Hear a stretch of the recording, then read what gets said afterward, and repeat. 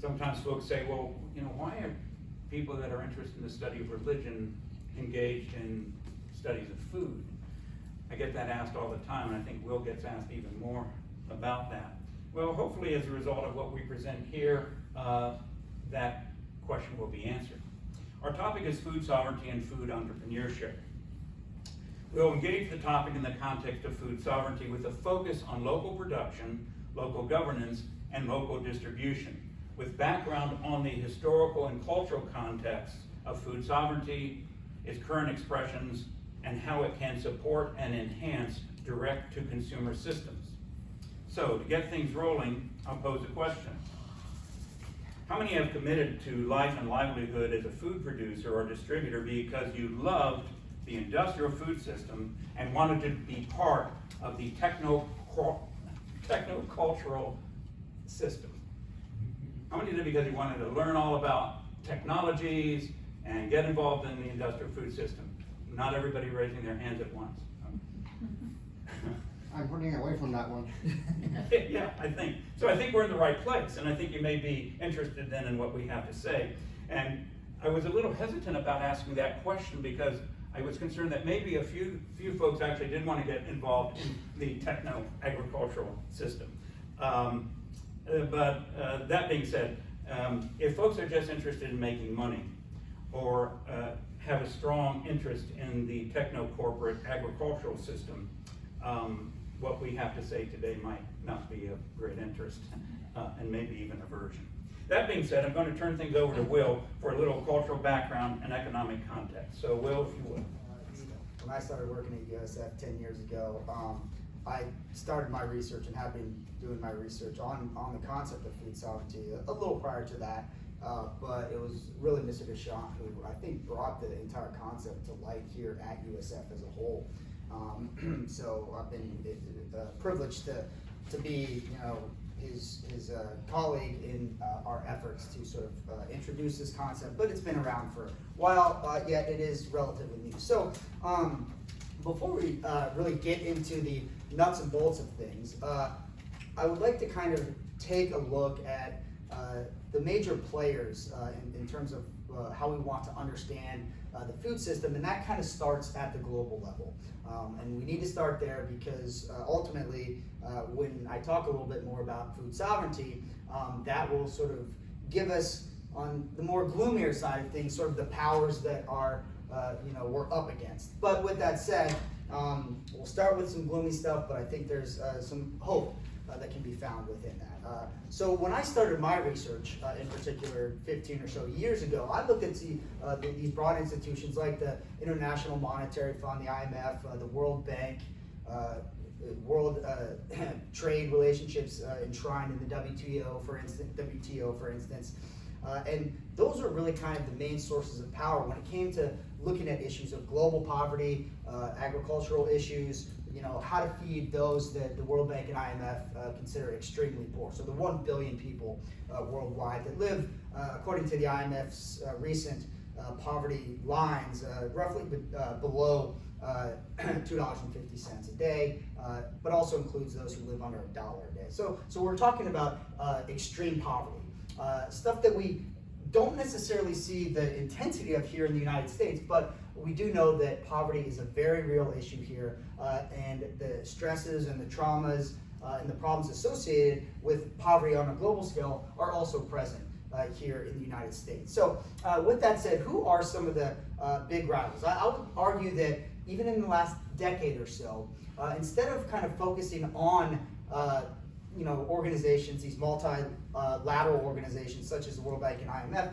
we now need to really take seriously the role of corporations, right? So, for instance, as many of you all are familiar, I was looking for images for this, and I couldn't find anyone that kind of just captured everything. The closest thing was this one, and I was like, okay, this looks like something I read in graduate school that I never wanted to see the complexity of the likes again, right? But this actually really became very pertinent because it is that complex. But if we can kind of decipher here, we notice, right, that we've got, with all of these other brands, we have the ones that we can actually see here on the screen. We have our Nestle, our Coke, right? Kellogg, stuff like that. So we really see that this power is concentrated into the hands of a few corporations who are now global corporations. So we've really intensified the power of our food system rather than in multilateral organizations that control government policies. Now is really in the hands of corporations, which unfortunately don't play by the same rules as our governments do necessarily. So we have a whole new power dynamic in play here that we have to deal with. Nonetheless, we can still recognize that when we look at these top 10 sort of corporations, just for example here, we see the intensity of control here, right? So Bayer, right, which just several years ago took in Monsanto, which is another one of those bad words that us interested in the food system have heard about, right? But Bayer, for instance, based in Germany, right, 19% of the market share. Syngenta, 19% of the market share. All the way down the line here, but we see it's just a handful of corporations that really control the power when it comes to things like the seeds that are sold, when it comes to things like, who controls from the whole chain, from the growers to the distributors to the millers, the processors, all the way up to these big corporations, and thus in turn eventually affects us as human beings who consume their goods. So we have this concentration of power that has sort of taken form, taken shape in what we call big ag or big food or big pharma, for instance. And these are chemical and capital intensive modes of agriculture, right? We use a lot of fertilizers, herbicides, pesticides, which have very harmful effects on our natural world, sort of the ecology of different systems associated with our food system. We have a loss of biodiversity, right? This is a very important thing. We have the issue of monocropping, right? Monocropping is the process in which we take large pieces of land and do what? We just grow one crop. And now this is a complex one because when we talk about monocropping, there's still a lot of debate going on as to whether which produces more. So there have been arguments, there have been studies made that say, a big, 100-acre lot of land, if you're just producing corn, can produce more corn than, say, a backyard or an acre of land, right? But if we focus on the total yield of that parcel of land, if we are able to grow other crops of corn, so for anyone who's familiar, if we go into a cornfield, what is there? There's a lot of empty space, right? There's space for us to walk down the aisles. There's space on the big farms for tractors to move about, right? Now, if we take that and we minimize it to sort of 1 acre, say, or even a garden in your front yard, now all of a sudden that space that we normally need, to fit a big tractor wheel only needs a couple of feet that we can grow other crops, right? So it's the whole process of intercropping, right? So we grow onions, we grow tomatoes, other different crops that in turn can also minimize the use of pesticides and herbicides. Why? Because you can match crops together that are mutually, or they work in a symbiotic way to reduce sort of natural infestations and dangers from outside, right? So this is one sort of solution when we start to narrow down and look at more local solutions to sort of the problems that we face today. So hence we have monocropping as something that we want to really take a closer look at and say, okay, in what ways can our local communities sort of minimize the damage that monocropping does? Because when we have a monocrop system, right, who has the power? It's our corporations. Good. So with that said, we can sort of, on a global scale, we can compare two models, I would say. We have sort of the agribusiness model, the big corporations. Their model, which is profit maximization, which is efficiency, right? No matter what, whatever's the most efficient. What is in economic terms a sort of rational system, right? And this is really on a philosophical level for people who are familiar with the history of sort of philosophical concepts of rationalism. It really has an impact on economic theory, right? So how do we make our decisions? We make our decisions purely on a rational basis, right? How can I maximize my own self-interest, so on and so forth. We have the idea, a very dangerous idea, especially in the farming world, of perfect information, right? The classic economic theory is that we all have perfect information and therefore can make very rational decisions in terms of our economic choices, and therefore maximize our profits, maximize our well-being. But we all know, right, this is not the case. We don't have perfect information, and we definitely know in farming and agricultural industries, we don't have that, right? Farming changes from year to year. We are at the whim of nature. We're at the whim of certain infestations of disease, of various things that can affect our annual crops, right? So this is not a system of perfect information. In fact, it's a system of imperfect information. So we have to deal with those things, and global farmers have to sort of manage that, which makes it a very difficult industry to do, frankly. And so this has really been, in terms of food sovereignty, this has really been sort of the model since the 1950s, 60s with the Green Revolution, right? We have what we call the global South, right? So countries in Southeast Asia, South America, Central America, in Africa, especially today, right? That have really suffered at the hands of these sort of global decision-making bodies, such as the World Bank, the IMF. But here on a local level, we see similar models happening, right? Who's making the decisions? It's our federal government on the biggest level, but then we also have our state legislatures that really kind of make the decisions as to, okay, what kind of agricultural systems do we want? And they are generally, and unfortunately I would say, looking just at that classic economic model of profit maximization. And I want to be careful here. It's not that we don't necessarily want to make profits, right? We want folks, in the theme of this sort of lecture, entrepreneurship, we recognize that it's important to make money, especially in neighborhoods of lower socioeconomic groups, right? We can't just expect people to say, okay, I want to grow my farm. Why? Just because it looks like fun, right? There have to be some level of incentivization, right? Will I actually grow some food that I can use to eat?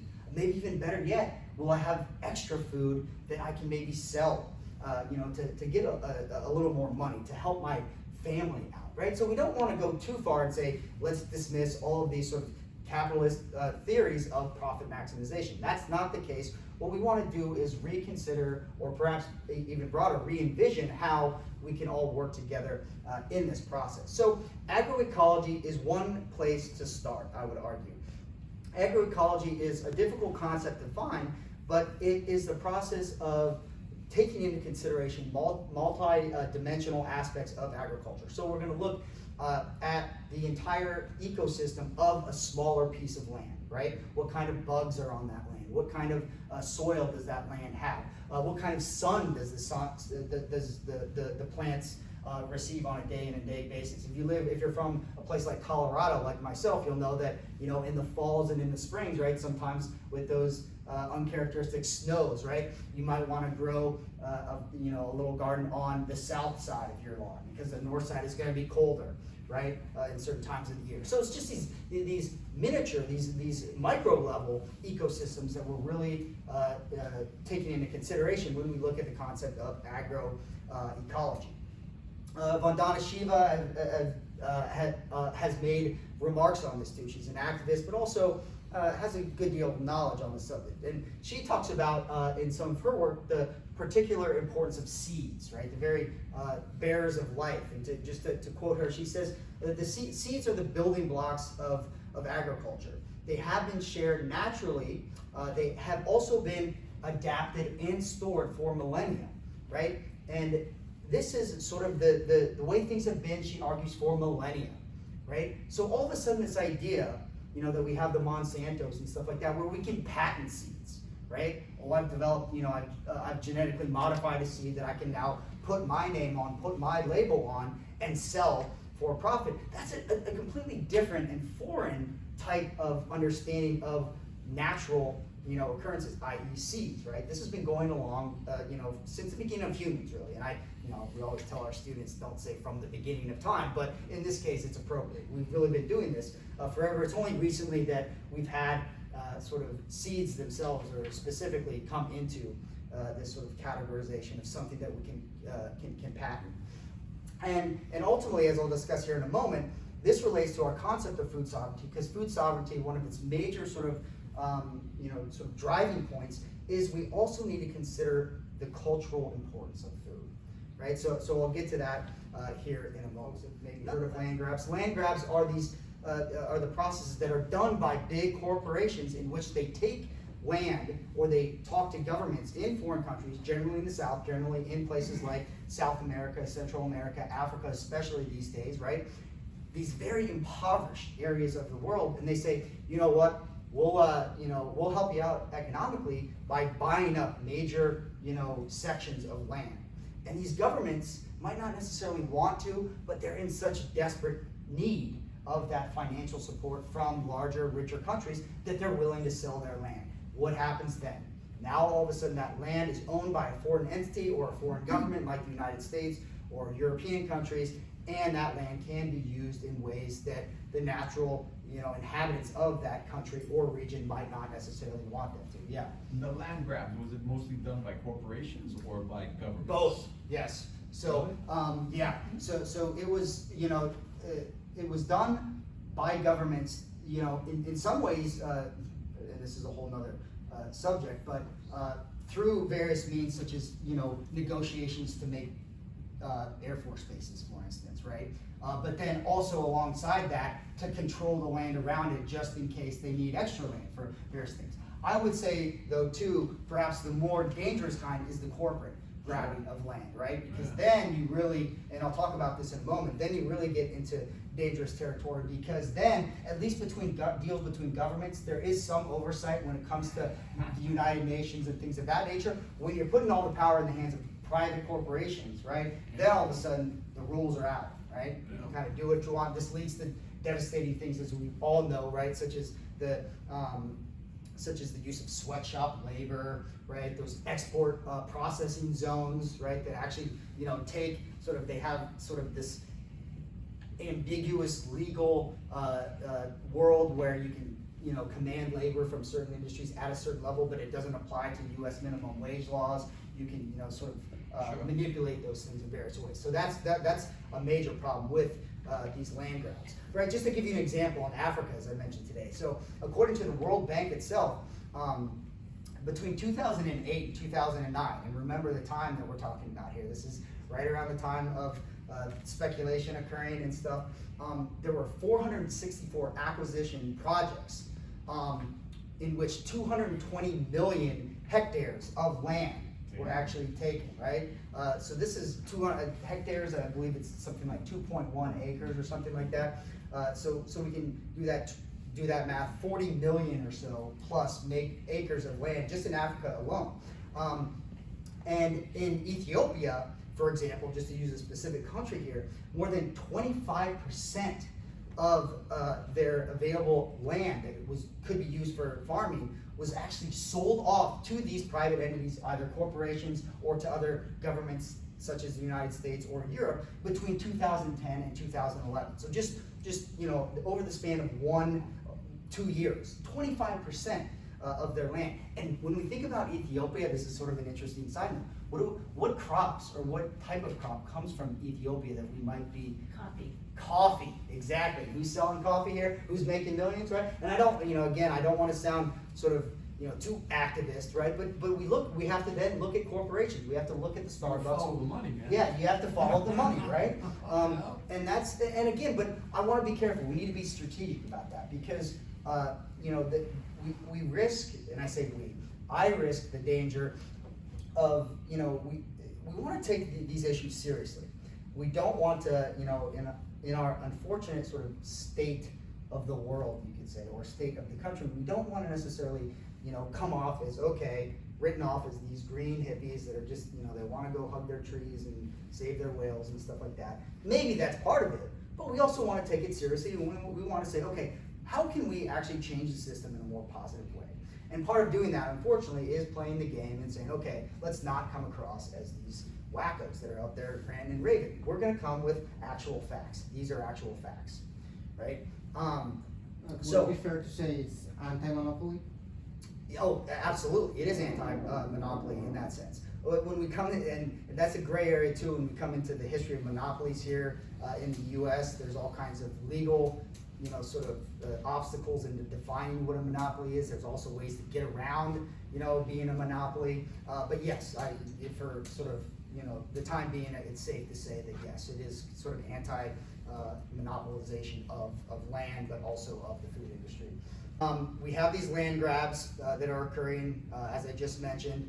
And this also applies to certain things like climate change too, right? When all of a sudden we control the land, right? All those risks that are very dangerous to countries that are impoverished, right? Or even neighborhoods that are impoverished. All of a sudden, here in Florida, a particularly rainy season or a particularly dry season for that matter is going to affect local farmers, local CSAs, in these small scale operations on a more intensified level, right? We don't have sort of the balancing or the mitigating of risk that big corporations might have, right? So it really does affect our dinner tables. It does affect, whether we can send our kids to school, whether we can, do various things on the local level. So climate change is very important here. We also have speculation. This is another issue that has been very problematic in the last decade or so, 10 to 15 years. This is complex, but something that we should, I think, keep an eye on too. Ever since sort of agriculture has become a commodity, right, on the market, in the stock exchange, right, there's a complex history of food commodities being traded in New York, Chicago, Kansas City, right? And in particular, and we don't have time to go on this, but it's an interesting point of research, right? We have this shift that took place prior to 2009, the recession, when corporations, Goldman Sachs in particular, right, created their sort of index for measuring commodities and the potential value of commodities, and it had to do with speculation in futures, right? And they created this model that really kind of ran the show for a couple of years.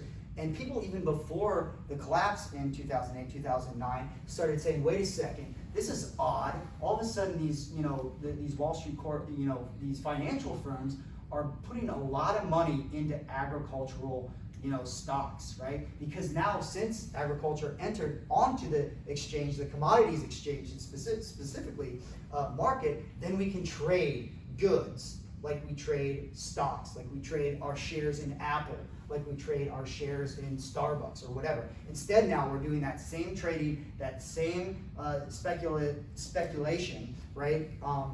When it comes to things like grain, things like food, right? So we can roll the dice, or not we can roll the dice. Big firms with billions of dollars can roll the dice, right? Unfortunately, if they sort of mitigate their risk, they hedge their bets.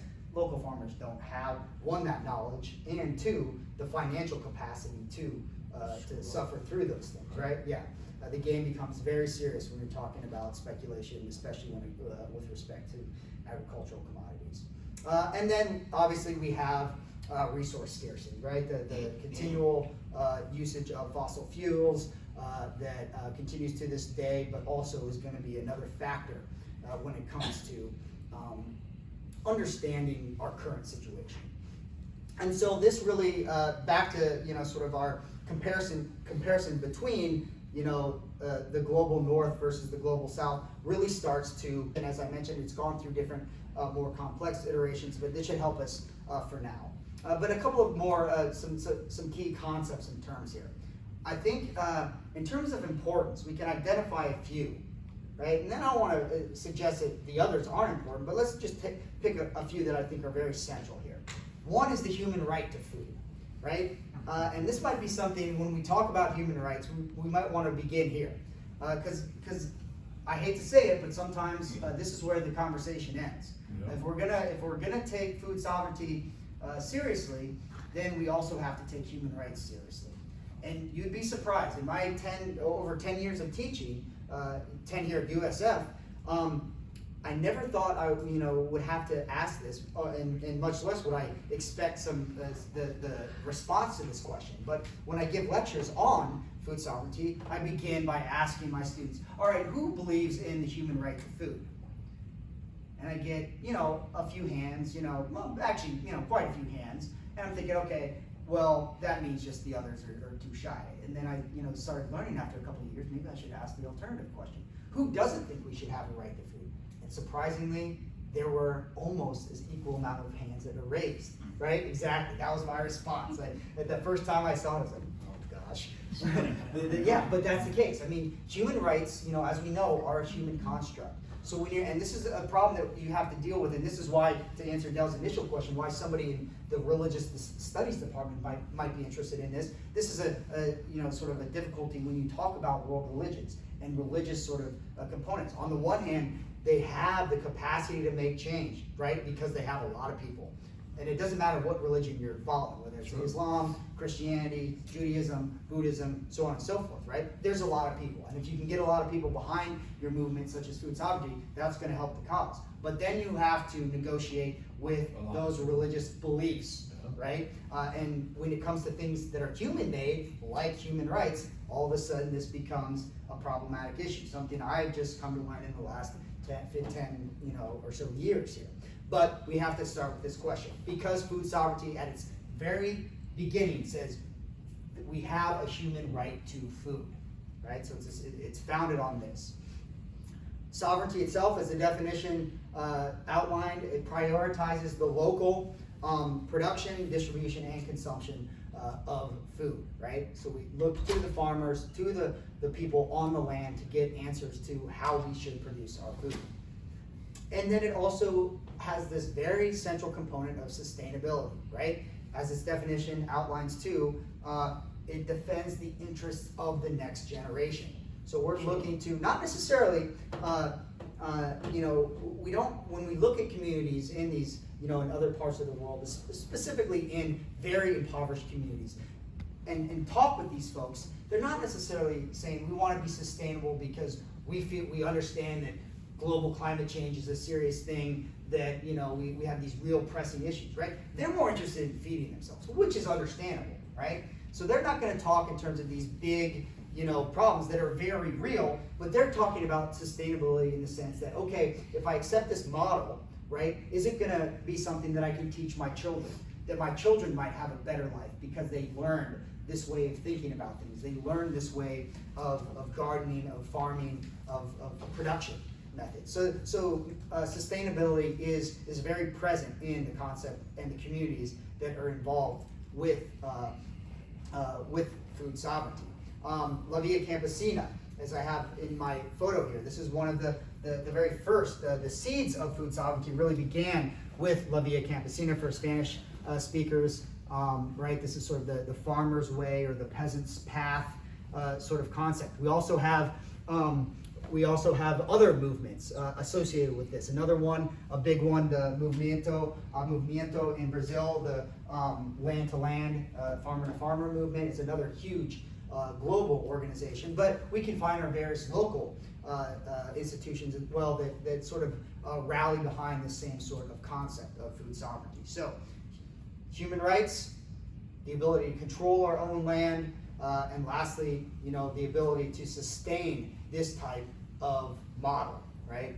Specifically for our future generations, for our children and grandchildren. And this leads us ultimately to the last thing that I would like to talk about, namely this cultural importance of food.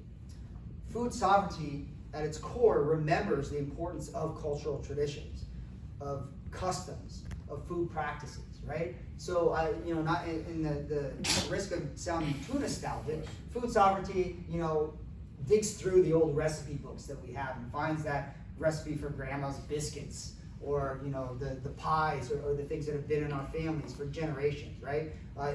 In Native American populations, from where I'm from, in southwestern United States, right? We have this rich tradition of the three staples, right? Of corn, bean, and squash for Native American populations, and those recipes being transmitted orally in that case, but from generation to generation, right? right? So this is what we're really meaning by cultural traditions. Now, on a side note, we have to be careful with this too, because we also, in our efforts to allow communities to have their own voices, we need to recognize that sometimes those traditions have foods and food staples and dishes that they like to eat, but that are unhealthy. So there's that very difficult balancing act there, right? In what way do we want to avoid infringing upon or dictating what communities should eat? We want them to pick those traditions for themselves. At the same point in time, we also have to educate ourselves, right? Become conscious of the harmful traditions that we might have, and therefore possibly make changes. The great sort of philosopher, social activist, Paulo Freire, I don't know if any of you have heard of him, he wrote a great book called Pedagogy of the Oppressed, and he really was the first person to create this model of local, indigenous sort of, he called it, and excuse my Portuguese here, but the role of conscientization, right? So it's the role of developing consciousness, not by having an outside force or voice like me say, okay, what do you guys think about these issues? What do you think about, feeding your children? What do you think about health concerns, right? In a certain sense, those are important things, but realize it's an outsider who's dictating that health concerns are a problem, that what they eat is a problem. That's going too far, according to Freire. Instead, we need to get groups together of community members and have them develop and identify what their problems are. We don't tell them their problems and say, okay, now create solutions to this. It starts even before that. It starts with communities understanding their own problems, articulating those problems, and then working together to find solutions, right? Mm-hmm. And so, yes, there are problems with that, but I think this is really what's at the heart of food sovereignty, but also one answer to that problem of unhealthy foods, right? If communities can come together, rather than me saying, okay, this dish is unhealthy for you, maybe we let communities realize, you're right, I don't necessarily, it tastes damn good when I'm eating it, but I feel the effects of it the next day, or something like that. So they develop their own sort of problem-solving skills. So that's one element of the importance, cultural importance. And this relates to things like the loss of seed and plant diversity, right? All of a sudden now, when you can't, for instance, grow, this multicolored corn, right?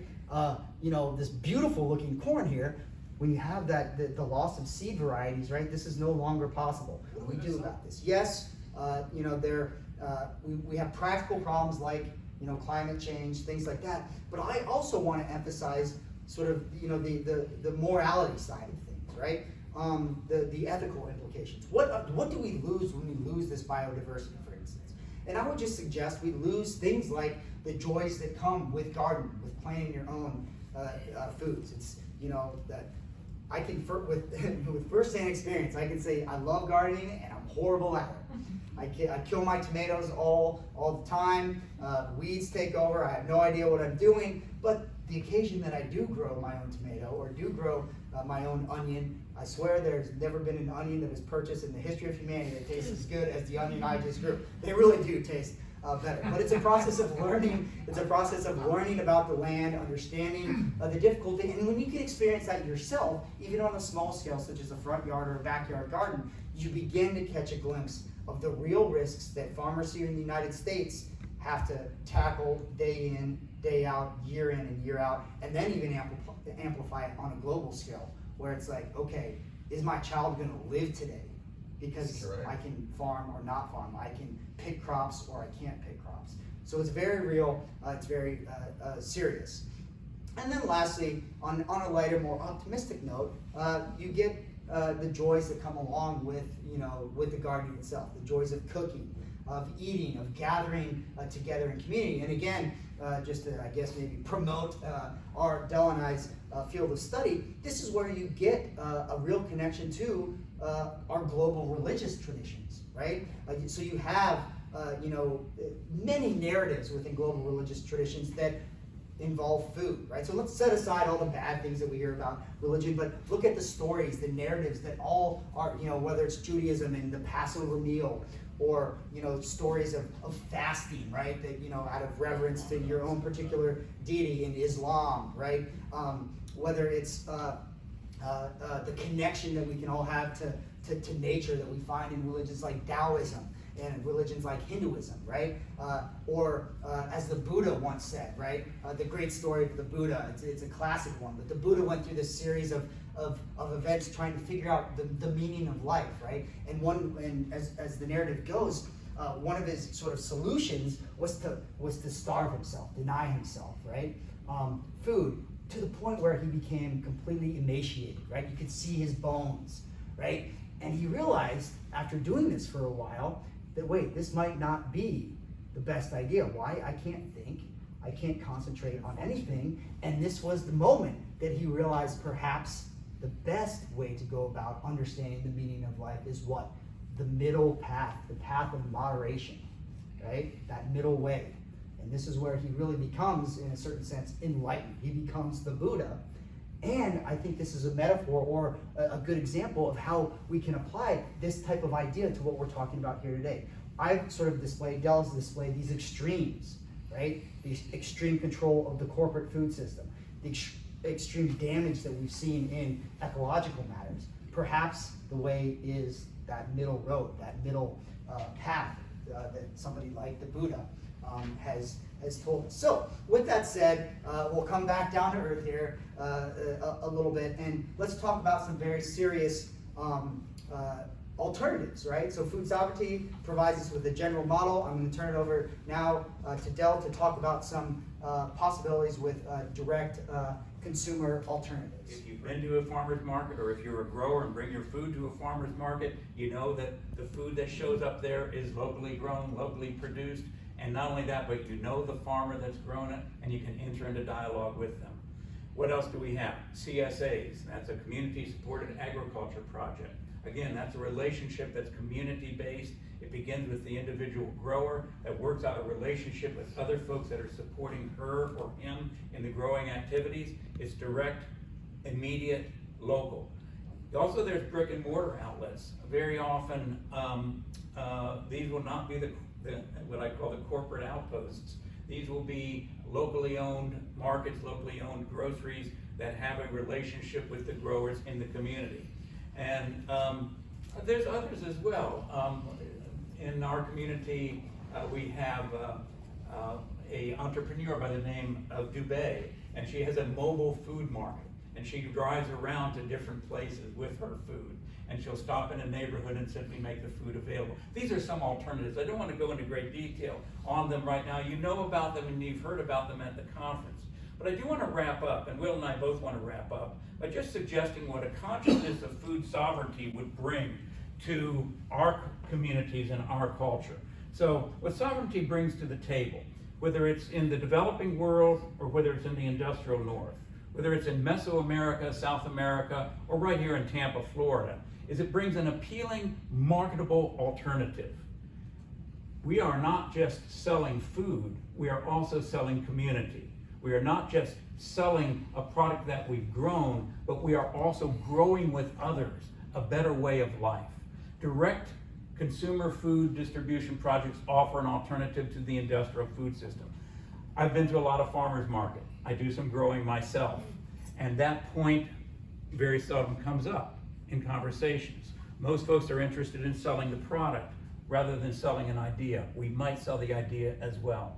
It is an affirmation of food sovereignty and independence, a better way to produce and share food. As we do that, we're not just sharing the food again, but we're also sharing something that's important to our life itself, the vitality of our existence, vitality of our communities.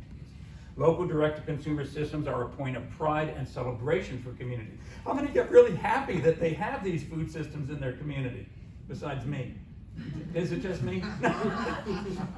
We can share that enthusiasm. We can share that happiness. We can share, my dear friend Will mentioned the joy that he takes in growing the food. But we also take joy in knowing the person that grows the food. Say, I got this locally. Place-based community. Place-based and community committed. I love that little picture there, Will. Thanks. I didn't know what pictures Will would have up there. A focus on the local. Local traditions, local history, local resource, local communities. Will talked about the global south. It's also true here. It's also true of the communities that you know. What grows in your community? What are the food festivals in your community? We have one in Plant City called the Strawberry Festival. Are you familiar with that? Right? All right. That's a celebration of the local. We have one in Newport Richey, which is called no, incorrect. Not that. No, it's fun. It's fun. It's the Loquat Festival, right? Dade City has the Kumquat Festival, but I don't mention the Kumquat Festival. I mention the Loquat Festival because I'm from Newport Richey and I have great pride in that. But that's a local story. That's all about who we are and what we do. Fernando has a blueberry festival. They do. That's right. There you go. And this is the idea. We need to talk this up. We need to share these ideas and we need to celebrate. It's not just something else to do on a Saturday afternoon. It's part of our very life itself. When I was a kid growing up, when I went to a farmer's market, all we brought home was produce. Yeah. Now I go to a farmer's market and it's got everything under the sun and maybe two people selling produce and they all I know. stickers on it. I'm It's right. not a farmer's market. That's another part of the story too. Let's get the let's get the farmers out there and work on that. Food and more. Know about the seasons, flora and fauna, watersheds, economic and political structure. As you dig deeper into the ground and grow your own food, you also are digging deeper into the history and the traditions and the structures of your world. And we cultivate a sense of place as well. And then finally, cooperative action. This is what it really comes down to, I think. As we saw in the Global South, as we saw in Mesoamerica with Via La Campesina, we saw farmers gathering together when they were up against it. When they were up against the government, when they were up against corporate agriculture, when they were up against big business and all the corporations that Will had up on the screen. They got together, they banded together, and they created a movement. I would suggest, I don't want to be too much of a political activist at this point, but I suggest that that's something that needs to be done. Don't do it at the state level. Don't even worry about the county level. Do it at the neighborhood level. Do it with your friends. Do it in Ybor City. Do it in Newport Richey. Do it in Tampa. Do it with the people that are close at hand. Local direct-to-consumer food providers are part of a larger project, global and local. We often hear the expression, think globally, act locally. I'm going to change it up a little bit. I'm going to do a keynote in about 10 minutes. I'm going to change it up a little bit and say, try this one. Think locally, act locally. The global is already rolling. You can tune in TVs and watch your Facebook feeds and all that and learn everything about the globe. But by golly, let's learn about the place where we live. Yeah, right. But once you think locally and act locally, you're going to buy local. You're going to learn about the food. You're going to realize you don't have to go to the farmer's market to get a dream catcher or some plastic thing that's been imported from somewhere else. But you're going there to get the produce and ask for the produce. Sovereignty goes hand in hand with solidarity. We are all in this together. We are the living, local, vital alternative to the industrial food systems. And you know what? That sells. That does sell. And this sells. We nailed it. That's all we have to say. Thank you very much.